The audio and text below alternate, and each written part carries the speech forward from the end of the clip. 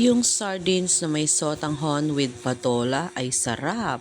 Ay siya. Ayan, tayo magluto ng sotanghon with patola at saka ng sardinas. First of all, isa na natin yung sibuyas at ng bawang. Then, ilagay na natin yung sardines, syempre. Pangmalakasang pambansang ulam. Pag hindi alam, ang uulamin. Char!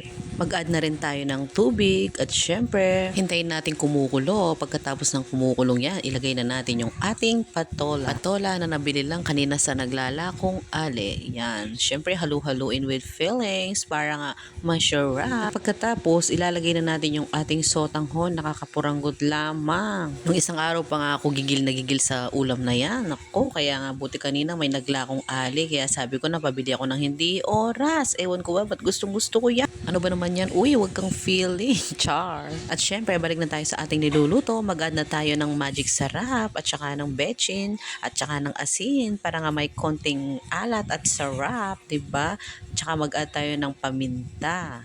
And then, halu-haluin ulit with fillings para nga masarap. O ayan, naamoy ko na yung ating ginisang sotanghon with patola at saka ng sardines. Ay siya, luto na mga mare. Thank you for watching. Thank you Lord sa blessing. Bye-bye. Let's eat. God bless po.